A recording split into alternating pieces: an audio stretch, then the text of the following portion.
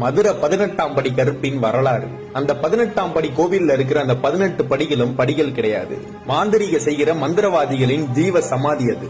அதுக்கு மேல நான் 18ஆம் படியான் கருப்பு உட்கார்ந்திருப்பாரு. இந்த 18ஆம் படி கருப்பு மதுரையில எப்படி உருவானாரு? பாண்டிய நாட்டுல இருக்கிற அழகர் கோவிலுக்கு சேல நாட்டு மன்னன் வராரு. அழகரை பார்த்தோன்னே அவரோட அழகுல மயங்கி பிரமிச்சு போய் நிக்கிறாரு.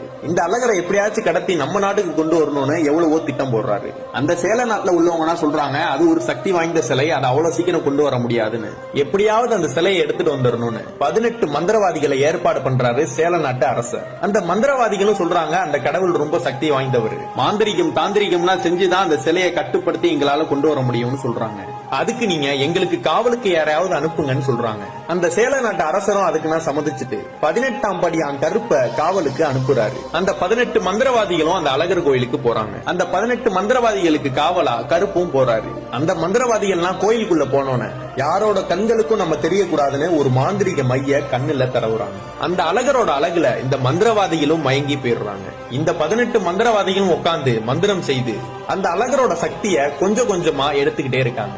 இது தினசரி நடந்து கொண்டே இருக்கிறது. அந்த அழகரோட முகப்பொலிவும் கொஞ்சம் கொஞ்சமா குறைஞ்சுக்கிட்டே வருது. இந்த 18ஆம் படி கருப்பும் அழகரை பார்க்கலாமேன்னு போறாரு. அவரும் அந்த அழகரை பார்த்து அழகுல மயங்கி நிக்கிறாரு. இங்க நடக்கிறது எல்லாமே இந்த கோவில் பூசாரி கனவுல அந்த அழகர் சொல்றாரு, என்னை திருடி செல்வதற்காக 18 மந்திரவாதிகள் என் கருவறையில் மறைந்து உட்கார்ந்து இருக்காங்க, என்னை காப்பாற்றுன்னு அந்த அழகரும் சொல்றாரு. இவர் இந்த பாண்டிய நாட்டு அரசர்கிட்ட போய் இதை நான் சொல்றாரு. அந்த அரசரும் ஒரு வழி கண்டுபிடிச்சு தினந்தோறும் அந்த பிரசாதம் வைக்கிற அந்த பொங்கல்ல நிறைய மிளகு சேர்த்து வைக்கிறாங்க. அதெல்லாம் சாப்பிட்ட அந்த 18 மந்திரவாதிகளுக்கும் மிளகோட காட்டத்தினால அவங்க கண்ணுல பூசின அந்த மையினா அழிஞ்சு அவங்களோட உருவனா தெரிய ஆரம்பிக்குது. அந்த 18 மந்திரவாதிகளும் அந்த ஊர் மக்கள் கண்களுக்கு தெரிய ஆரம்பிச்சிட்டாங்க. அந்த மந்திரவாதிகள் இந்த அழகரை எங்கள் நாட்டுக்கு கடத்த வந்தது உண்மைதான், ஆனா அந்த அழகரை பார்த்து அவரோட அழகுல மயங்கினதும் உண்மைதான். அந்த 18ஆம் படியான் கருப்பும் வெளியில வராரு. எனக்கு இங்க இருந்து சேல தேசம் போக விருப்பம் இல்ல, அதனால இந்த கல்லழகருக்கு நான் காவலா இருக்கேன்னு சொல்றாரு. இந்த 18 மந்திரவாதிகளும் நாங்கள் எல்லாரும் செய்தது தவறுன்னு சொல்லி